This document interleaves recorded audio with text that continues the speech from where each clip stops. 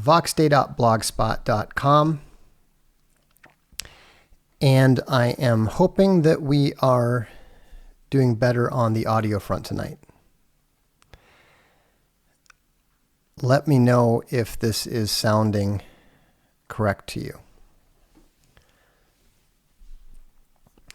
Tonight we're going to talk about how to be effectively smarter. I'd also like to know how the volume is. This is a different software, and I understand that it has a different... Okay, audio is good. Very good.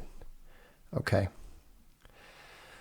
So, we are live with XSplit tonight, and I'm actually pretty pleased with how it's working, although apparently the YouTube chat is not functioning. You can see there's a little window there, but it's not working at all. So I don't know what's up with that. Their tech support is interested in finding out, so I'll send them something afterwards.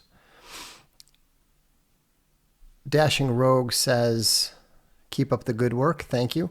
Also, there was a super chat from the other night from New Zealand. Thanks very much for that. That was very generous. And yeah, we're going to continue to talk about Christianity on a regular basis here because, number one, I'm a Christian, and so it's important to me. Number two, Christianity is one of the three core aspects, the three fundamental elements of Western civilization. If we want to keep Western civilization, if we want to keep flush toilets and reasonable life expectancies in cities and that sort of thing, then we need Christianity. We need Western civilization. We need to preserve it. So, also I want to address a couple things before I get into the main topic. And first and foremost, I want to point out to those of you who are Owen Benjamin fans, or more to the point, disgruntled Owen Benjamin fans, that I'm not Owen, and I'm not Owen's keeper. And so I am not an appropriate person, and this is not an appropriate venue for you to complain about your feelings or about him or about the way that he treated you. Okay? So if you've got a problem with Owen, you have to take it up with him. You'll have to email him. The chats here is not a reasonable place to do that. Okay? And speaking as someone who has frequent issues with problem commentators and so forth, with problem commenters. You know, I actually had to shut down the comments on my blog last night because there was a out of control troll. Sometimes we act too quickly. When we have literally hundreds of people commenting and coming at us, sometimes we make mistakes. I'm not saying that Owen has made any mistakes. I am simply pointing out that mistakes can happen. And so there's no reason to think that any YouTuber or any blogger has it in for you personally. So, you just need to, if you feel that you've been treated unfairly, I suggest that you email the person, you make their case. I've reinstated people that I have banned on numerous occasions. So, and then the other thing that I wanted to mention is that I'm not going to talk about Trump's declaration of the national emergency tonight. I'm not going to talk about him signing this horrific spending bill, because I believe very firmly you always need to wait at least 2 days before you can understand what Trump is doing and what he's about. And so I would strongly recommend that you wait before you react. And actually, that's something that we're going to talk about tonight with regards to how to be effectively smarter. Now, I'm going to repeat something that I've said on numerous occasions before, and that is what we perceive as somebody being smart, what we perceive as somebody being intelligent is almost always the combination of three factors. Sometimes it's one of three factors, and sometimes it is just a very strong performance in one of those three factors. But actual raw cognitive capacity is most similar to having a large barreled cannon. It's similar to having a bigger gun than the average person. The smarter, more intelligent person has a 50 caliber to the average individual's 38 special, or maybe 22. And so it can be more effective, but it isn't necessarily more effective. Just like a bigger cannon, you need to A, have ammunition for it, and B, you have to aim it in the right place. And the analogical equivalent of ammunition is information and experience. Now, a lot of people make the mistake of thinking that credentials are information or experience. They're not. All they are is a proxy that may or may not correctly represent information and experience. Experience is more important than information, but they're both valuable. They're both important. And then the third part, which relates to your ability to actually aim your cognitive capacity, is wisdom. And that's something that tends to develop over time. The reason that even very smart young people often say and do such remarkably stupid things is because even though they've got the high level of cognitive capacity, they have little information, they have no experience, and they have no wisdom. And so when you are missing those things, then you are going to be functionally stupid, even if you happen to have a high level of cognitive capacity. And so, by the same token, what you can do to improve your practical intelligence, the way that people perceive you, is to focus on those two other areas. Your cognitive capacity is what it is.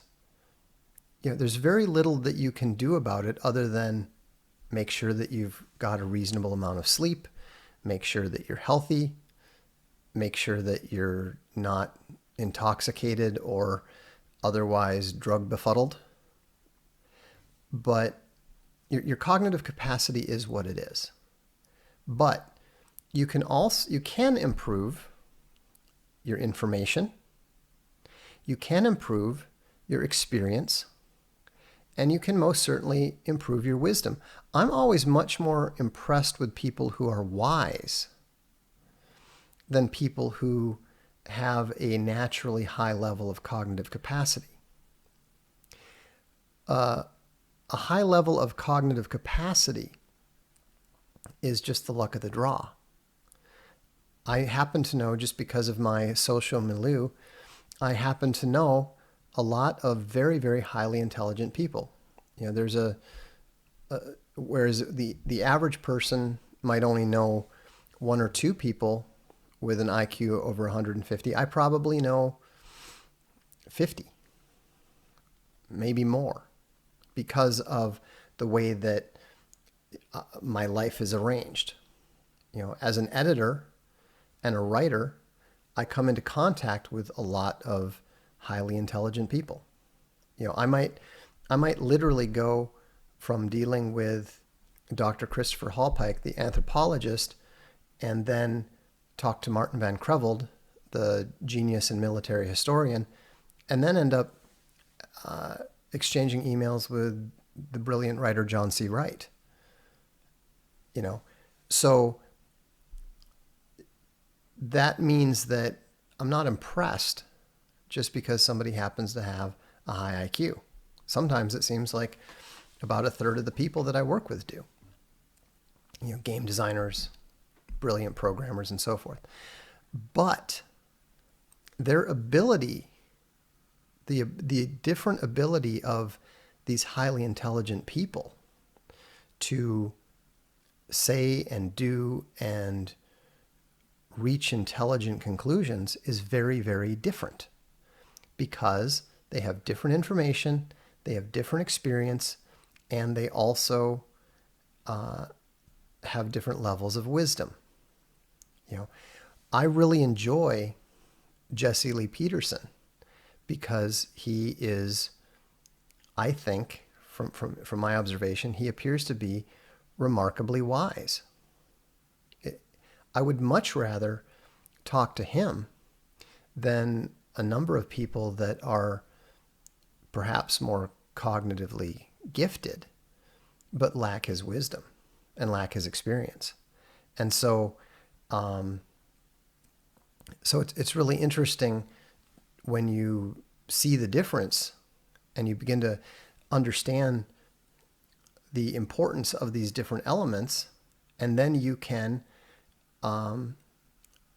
improve your own performance. And so I made a little list of some things that I think might help people be functionally smarter. None of these things are going to, just so you understand, none of these things are going to improve your cognitive capacity. But what they may do is they may help you improve the way that you make use of it, where you aim it. So, first of all, my first point is, do not react to your initial impression of a statement. It's very, very easy to miss something significant, especially if you are looking to find something. You're anticipating something. Or worse, if you're looking to discredit or disqualify the person. Never react on the basis of your initial impression. Think through the underlying assumptions upon which a statement rests. When we talk about things, we are almost always relying on a number of foundational assumptions. And so if you find a statement to be important, or if you find a statement to be inaccurate or incredible, the correct thing to do is think through what the assumptions are that underlie those particular, that statement. Gilliam 001 says, good tip. I tend to make a fool of myself when I rush to judgment. That's absolutely normal. When you rush to judgment, when you think you've identified that gotcha, you are almost always going to be at least somewhat wrong. Almost always. My third point is, do not commit the genetic fallacy. It doesn't matter who the source is. Even the most dishonest, most ridiculous seeming source can speak truth. Even the devil can quote scripture. However, and also I should say, The genetic fallacy means that you're dismissing a statement, you're dismissing a piece of information on the basis of the source. Wikipedia literally builds the genetic fallacy into its fundamental structure. Their whole concept of reliable sources is a fixation of the genetic fallacy. Because even a reliable source can be wrong, and even an unreliable source can be correct. So don't dismiss something just because it's coming from an unreliable source. However, always double check. Even the most obvious factual statements that are made by someone that you know to be dishonest, rhetorical, or shamelessly biased. And what I mean by that is you can't believe even the most basic statement once you know somebody is not habitually truthful. You need to check every single fact that they present.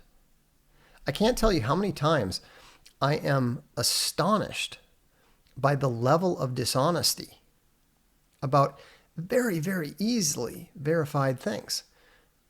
If you read Jordanetics, my book on Jordan Peterson, you will be surprised at how many lies Jordan Peterson tells about things that you can easily check for yourself.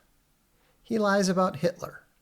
He lies about the big lie itself. It's amazing. Why would anyone lie about something that even a 10-second check of the text will demonstrate to be entirely false? That's crazy.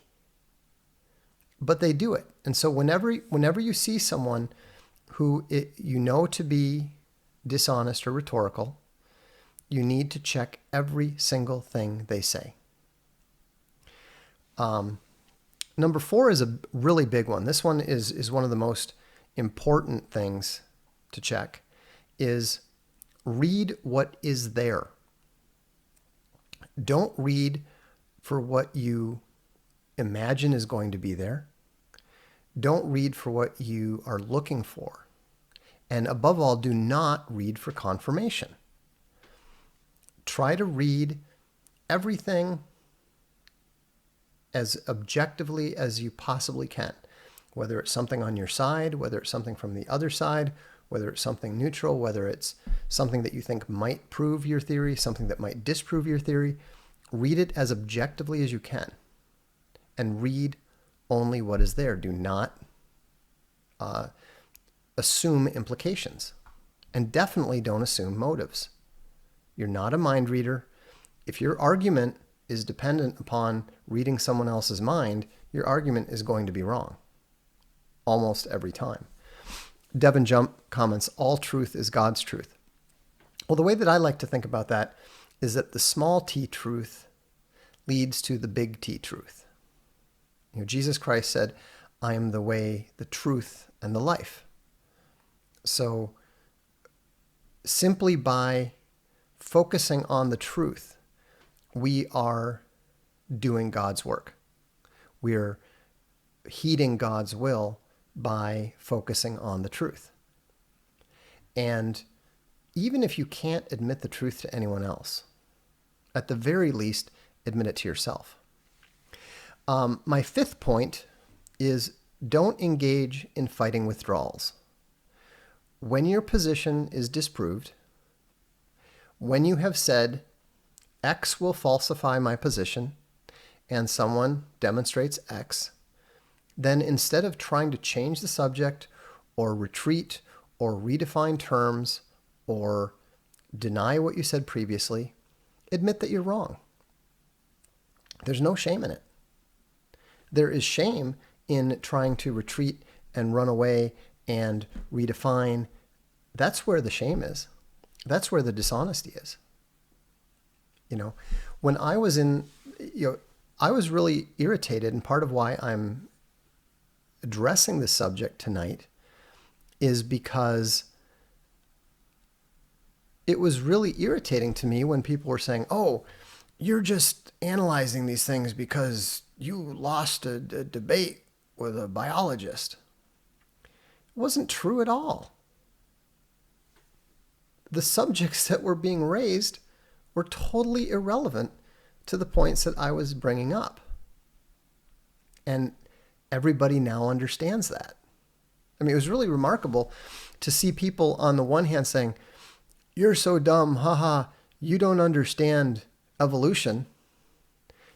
And then other people were saying, well, the subjects the ideas that you're raising are already being studied by,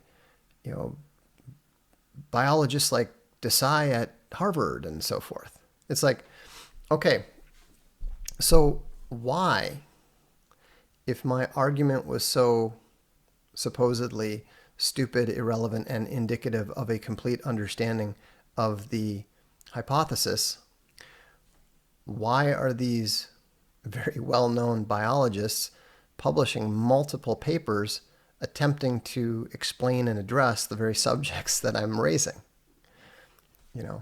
It's ridiculous. And so, when I'm wrong about something, I have no problem admitting it. In fact, this is what's kind of interesting. I get accused of being arrogant a lot. And that's probably fair. I am. But what I also get accused of a lot is never admitting that I'm wrong. And this is very amusing to my fans and my readers who have been around for a long time, because one of the things that they've commented on is that I immediately admit when I'm wrong. In fact, I do so quickly and drop my erroneous position so quickly that people sometimes miss it. I mean, I used to be a devout free trader. I've since published what is possibly the most devastating demolition of free trade that anyone has produced, possibly including Ian Fletcher. And Ian Fletcher did a really good job of thoroughly demolishing comparative advantage in David Ricardo. I not only admitted I was wrong, I completely switched sides. And so I don't even understand how it's possible for people to say that. So maybe that's one problem of being readily willing to admit that you're wrong. If you recall, even in the debate, I offered the possibility several times saying, I'm not sure this is relevant, but we will see. Yeah, I was completely wrong about my call on the 2018 congressional elections. I'm still not entirely sure how I got it that badly wrong, considering that it was, I'd come up with a model that I thought was going to be indicative, and it just wasn't. But, it happens. Our Tubes a lot said, what was it that changed your mind about free trade? I read Ian Fletcher's book, and that was very, very clear, totally demolished the case. And then I looked a little closer at some things that I'd read in the past, like Joseph Schumpeter's History of Economic Thought, and the fact that he mocked David Ricardo's approach to argument as the Ricardian vice made me realize how completely hopeless that whole line of thought was. And I went from there to critiquing Henry Hazlitt, because somebody said, Henry Hazlitt has the best case. And I found 15 separate errors in Henry Hazlitt's case. And then I developed my labor mobility argument, which I think is the conclusive demolition of free trade. My sixth point, one, two, three, four, five, is if you don't understand simple concepts like an average, or simple logical constructions like the transitive property of equality, then don't argue with people. Okay? You're really not ready for it. You're really not capable of it. It's downright, it's not just embarrassing to you, it's a waste of time for everyone else, and it's really irritating for everyone else when you can't understand something as simple as an average rate. I was very frustrated when I was talking to some biologists, and it wasn't that they couldn't answer the question. I know why they couldn't answer the question. It's because we don't have enough information to answer the question. But when they're saying things like, well, what does it matter what the average rate of speciation is? What does it matter what the average rate of fixation is? Well, it matters very greatly because that rate has to exist. And in fact, this is kind of interesting as an aside. One of the readers on the blog looked up the information that was related to the analysis of the Denisovan Neanderthal genome. And when they applied the results from these studies to the model that I was suggesting, it resulted in, at best, the need to push back the chimpanzee human / Neanderthal / Denisovan last common ancestor to at least 36 million years. And here's where it gets really interesting. On the basis of what the scientists who wrote the paper were claiming, it would require us to push that event back to 630 million years. So this doesn't prove anything, but what this does do is it does indicate that the model, the hypothesis that I've suggested, is a potentially relevant one. So again, you need to understand some of these basic concepts before you start arguing things. And if you don't understand a concept that is necessary to the argument, retreat, back out, admit that you don't know. People will not denigrate you for that. They'll respect you for that a lot more than if you insist on arguing in ignorance.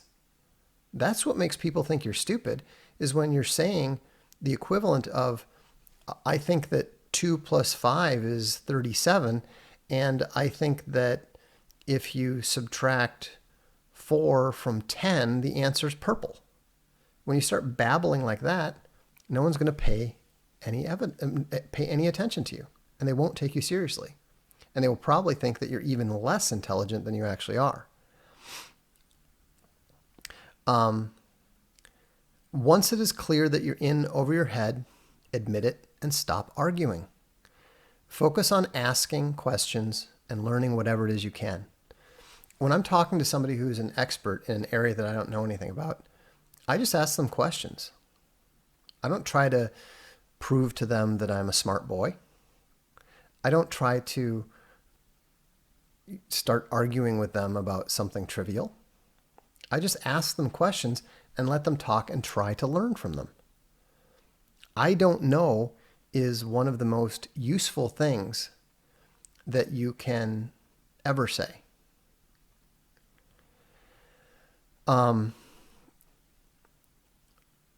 Here's another point. The actual math is far less important than understanding the way that the math connects to the underlying logic. One of the things I want to make clear is that I'm not particularly good at math.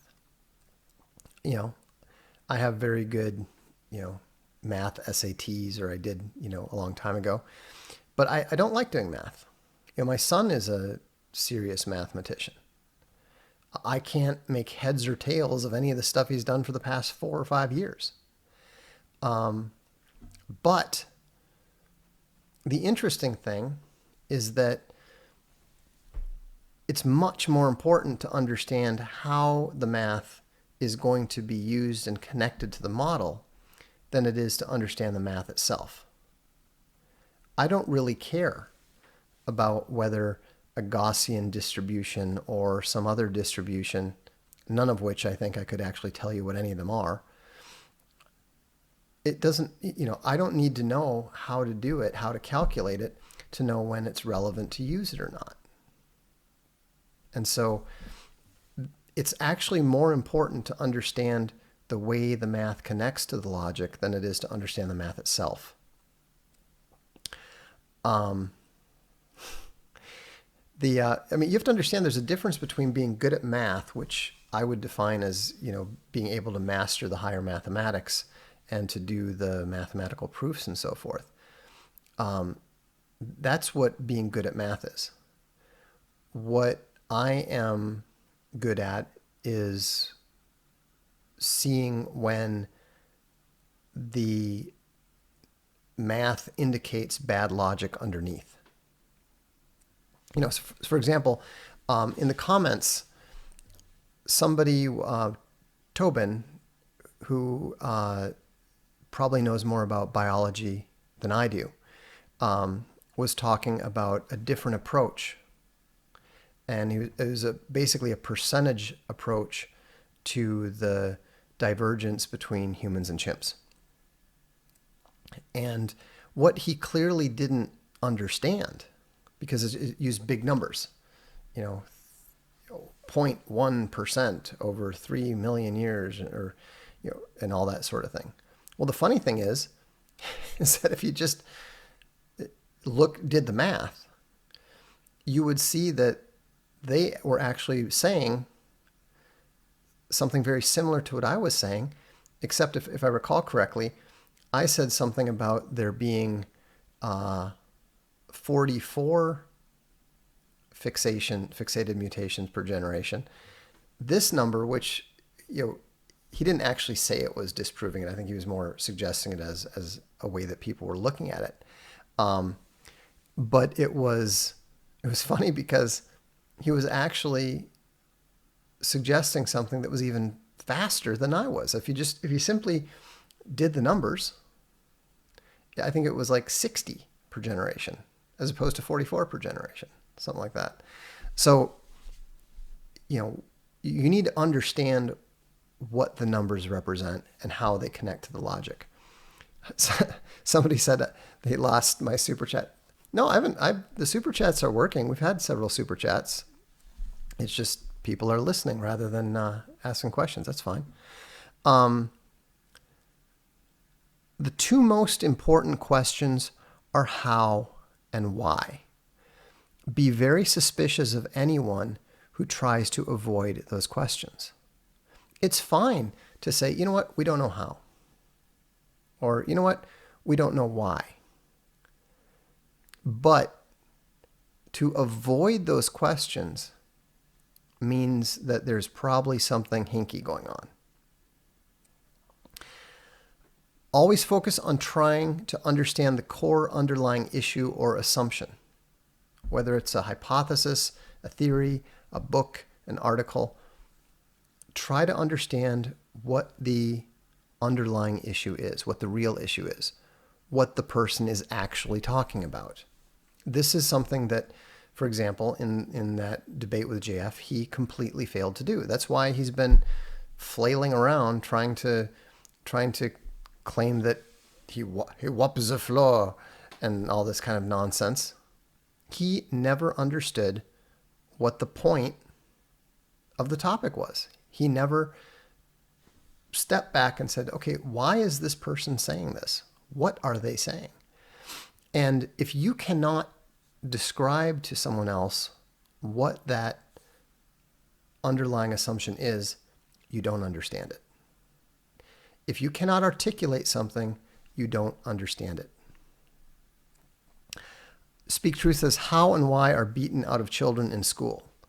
Yeah, I mean, the most natural thing in the world is for a child to ask why. It can be maddening when you're a parent. Why? But those are the most natural questions in the world. And it's okay to say, I don't know. But it's not okay to try to shut down the questioning. Penny H says, I'm new to your stream. What you said about Marion Zimmer Bradley was very disturbing. What are your thoughts on Stephen R. Donaldson, Terry Goodkind, and Frank Herbert? Well, I like a number of Stephen R. Donaldson's books, but I think that he has some psychosexual issues, especially on the basis of his science fiction. Terry Goodkind I found totally unreadable, and I never even finished the first book of his that I tried reading, so my only thoughts are that he's unreadable. And Frank Herbert, I think that Dune is one of the greatest, if not the greatest, science fiction novel ever written. I'm a huge fan of Dune. I think he had a very dark, nihilistic perspective, but I enjoyed not only the Dune books, but also some of the other books he's written, like The White Plague and so forth. I don't think that any of them were sex criminals like Marion Zimmer Bradley, but I do think that there are a lot more of them in the science fiction community than anyone would like to believe. I have absolutely no doubt whatsoever that Arthur C. Clarke was a pedophile. There is a considerable amount of information in the that the police in California had about him and his connections to others who were arrested for crimes against children, connections that had nothing to do with his professional associations. And so the science fiction community has worked very, very hard to try to excuse itself and pretend that it doesn't have this problem, but it clearly does. And I would never, ever recommend that any parent allow a child to go to a science fiction convention. John Smith said, would you consider having guests on the Darkstream? I'm planning to. In fact, one of the reasons why I switched to XSplit was because I couldn't get the Skype window working on Streamlabs reliably. I had it working once, and then when I had someone who was going to come on, actually it was the interview with JF about his book, it just didn't work. And so we will have guests eventually. I'm planning on working that. There's a lot of writers and stuff that I'd love to interview. Nuclear Pizza says, what is your favorite World War II era tank and why? Definitely the T-34. I think the T-34 represented the ultimate in utility, practicality, and logistics and functionality. So let's continue. Read as deeply as you reasonably can into the subject. Start with the popularizers, but go into the original sources as soon as you have a solid grasp on what the popularizers have said. So if you want to understand about evolution, start with the popularizers like Richard Dawkins. But then you need to move on to E.O. Wilson, you need to move on to Haldane, and the more serious writers. Freddie C. asks, do you think this problem with pedophiles and like is present in the epic fantasy community? I don't think so, because I don't think there isn't much of a community. I mean, how many epic fantasy series are out there? Maybe 20 at most. It's very difficult to write a book that long. And I assure you, as one of those 20 authors, we have no community. You know, George Martin intensely dislikes me, and I have no respect for him, and we have no community whatsoever. Let's see here. Break down any argument you don't understand into its base syllogisms. This will usually reveal if the problem is with you, with bad logic, or with a bad underlying assumption. Who are the good economics popularizers? Thomas Sowell's a good choice. Milton Friedman's free to choose is fine, but it's a bit too difficult. I would go with Henry Hazlitt. Going to the source is not going to, going to directly to Ricardo is not going to make much sense to you. I don't ever answer questions about my family. Don't even ask. Let's see. Read an article. This is a very important one. Okay. Read an article or a section of a book once. Do not comment on it or reach any conclusions about it. Just mentally note or write down what you suspect to be problem areas. Read it a second time to see if you missed anything. Then read the problem areas that you noted. If you think you have detected something wrong, then read that section a fourth time to confirm the error and write down what the error was. Only then should you make any comment on it. That will eliminate almost all the stupid mistakes that people tend to make. That's why I make so few mistakes that people are able to call me on. Because I don't just go, oh, I think I saw an error. Attack. You know, when I write a book like The Irrational Atheist, when I write a book like Jordanetics, by the time I am ready to start writing it, I know the source material forwards, backwards. I know it cold. You know, I can tell you an awful lot about not only the 12 rules for life, but also maps of meaning, because I actually read the stuff before I have anything to say specifically about it. When in doubt, ask a question. Don't argue. I think you might be wrong, so I'm going to argue is an incredibly stupid thing to do. When smart people have doubts about things, they ask questions. The questions clarify their doubts and allows them to determine whether the person is wrong or whether they suspected something incorrectly. Never just dive in. Daniel Natal says, I'm reading Economics from the Ground Up, Adam Smith, Thomas Malthus, David Ricardo, etc. Have a good look at the French economists that preceded Smith. They're some of they're not given a fair shake, but some of them were astonishingly astute. I'd highly recommend it. Will you write a Jordanetics Part 2 after JBP's next book? Almost certainly not. I'm utterly bored with Jordan Peterson. What humbles you, Vox?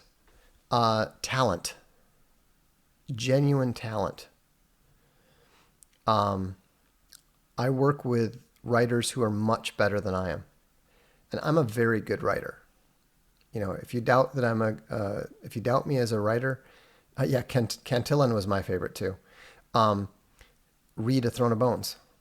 You know, people have said that it is better than George Martin, not quite as good as Tolkien.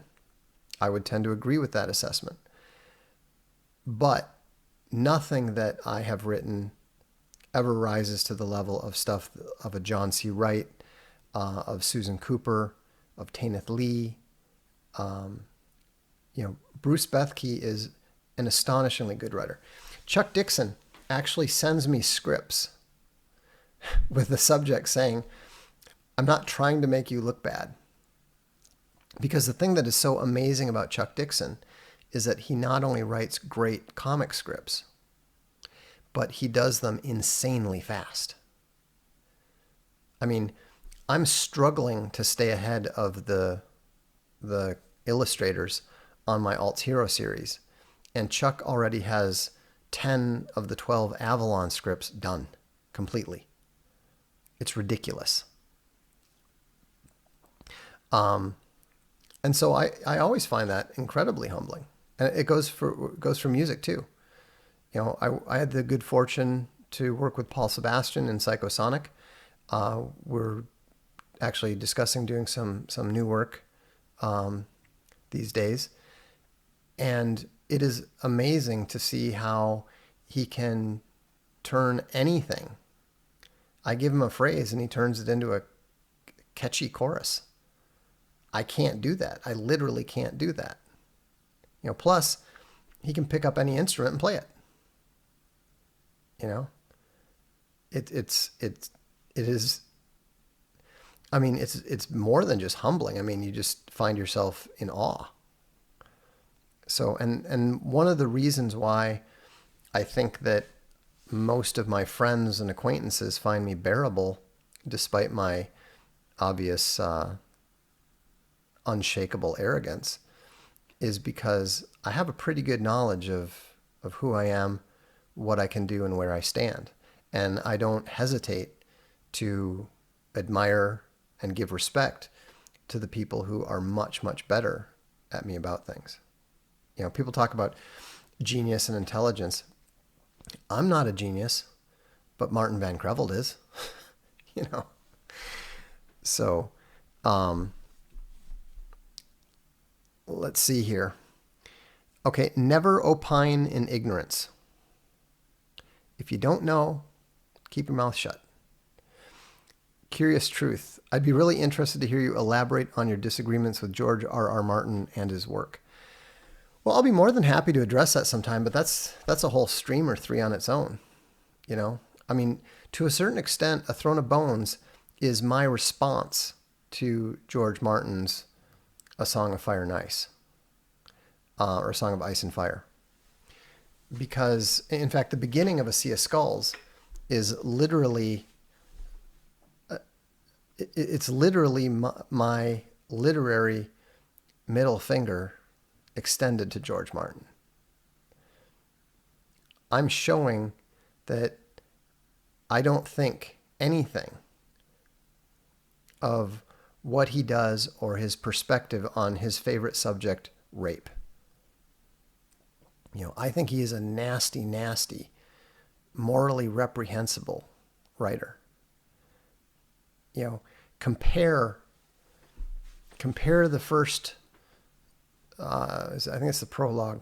Compare the prologue of A Sea of Skulls to any of the literally dozens of rapes in George Martin's books. I think you'll see, and furthermore, I even demonstrate in A Sea of Skulls that I can do what he can't. He repeatedly tries to convince the reader that somebody has died, and he always has to either cheat or resort to some bizarre magical thing. He is not capable of doing what I did in A Throne of Bones. Those of you who have read Throne of Bones will know what I'm talking about. It's just pure literary sleight of hand. Hey Vox, who is your favorite Lord of the Rings character? Mine is Aragorn. Mine is Faramir. Faramir has always been my favorite character in Lord of the Rings, and I was really irritated about the way he was portrayed in the movies. Couple more points here. Always affect to know less than you do, especially when dealing with a subject matter expert. It was kind of funny. There's actually a thing on some evolutionary site saying, don't be fooled by Vox. He'll readily admit that he's not a biologist, but he's better read on the subject than you think, which is kind of true. Statics asks, is there a better embodiment of SJW's Always Lie and Double Down than Jussie Smollett? His whole world is crashing down around him like a house of cards. Well, yeah, I think to a certain extent. I mean, that hoax was so obvious. It was just ridiculous. I mean, I said I didn't even write about it initially because I found it difficult to believe that anyone was actually taking it seriously. It was so obviously a hoax. Hot Wally says, hi, Mr. Vox. I'm a junior in high school. You have helped my friends, and I learn about what is actually important in this world and how to help others. God bless you and your family. Thank you, and God bless you and yours. You know, if you're young, all I would say is look for the truth. Always focus on the truth, and at the very least, tell the truth to yourself. The best way to undermine a subject matter expert is to ask him relevant questions. Many experts rely on their credentials and don't really know very much. They will reveal their relative ignorance by being unable to answer questions they should be able to answer. This applies to everything. I'm not just talking about scientists and academics. I'm talking about real estate agents. I'm talking about economists. I'm talking about everybody. I mean, one of the reasons why I have so little respect for experts is because so many times they can't answer the most basic questions. And just to get back to one point I want to make, it's really, really important not to read to confirm. For example, in this legal situation that we're dealing with, which I can't talk about now because it's actually gotten started, we were looking for certain things in the contract and we found them. And so we stopped reading. We stopped reading for what was there. But later, when we went back to it, mostly because we got into a debate on the blog about it, and I looked more deeply into it, suddenly we found stuff that was much more important and much more significant for us, and I should have seen it the first time. And that's when I realized, okay, I fell into the mistake of reading for confirmation. I was pretty sure something was going to be there, so I read the document just to find it, and I did find it. And I completely missed on those earlier readings some much more important information that later came to life. Vox, have you read The Way of Kings by Brandon Sanderson? Yes. I thought it was mediocre. It was good enough that I read it through all the way. I had no interest in reading any more of it. Brandon Sanderson, I find him competent but uninteresting for the most part. I prefer Steven Erikson, even though his stuff is bizarre and borderline incoherent.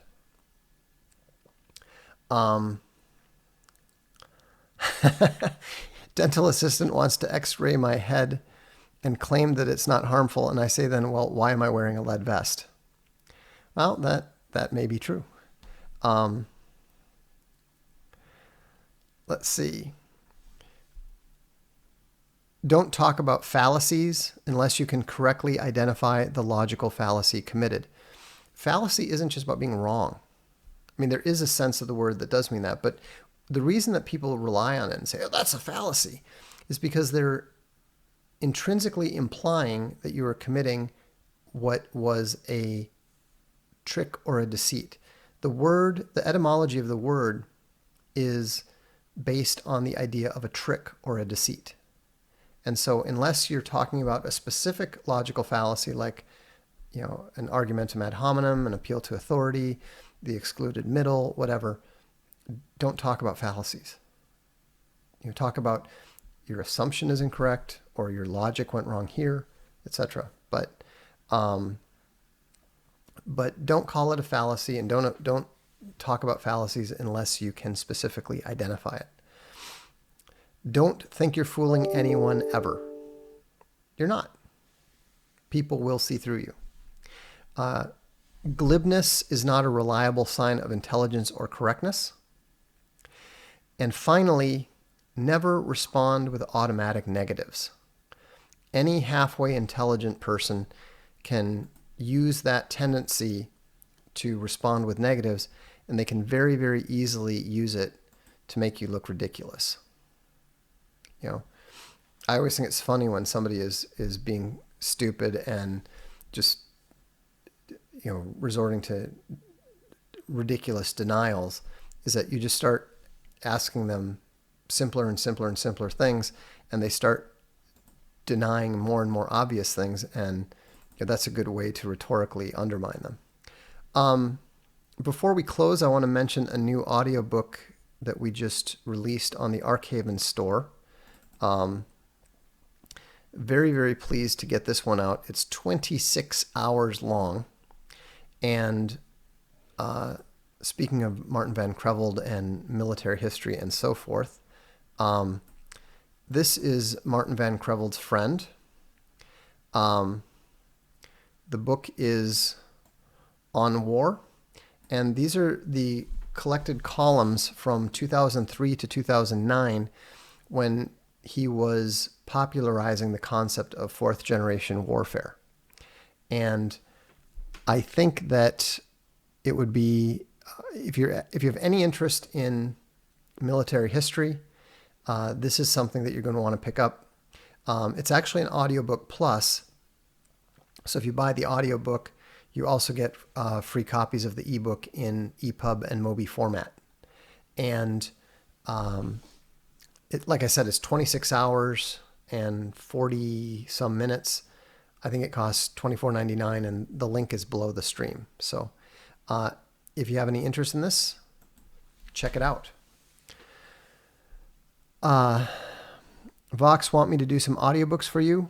Send an MP3. Send a minute long, 90-second long MP3 of your readings. Anyhow, I hope this stream was informative. I hope it was useful. I think if you apply these basic rules, that you will find that from a practical sense,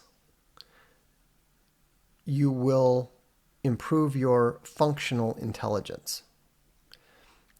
People will have a better impression of your cognitive capacity, and they will also be more likely to take your opinions seriously. It's not important to get your opinion out first. It's not important to always be voicing your opinion. It's more important to learn how to form an opinion that is based on truth, based on sound logic, and at least has a reasonable chance of being correct.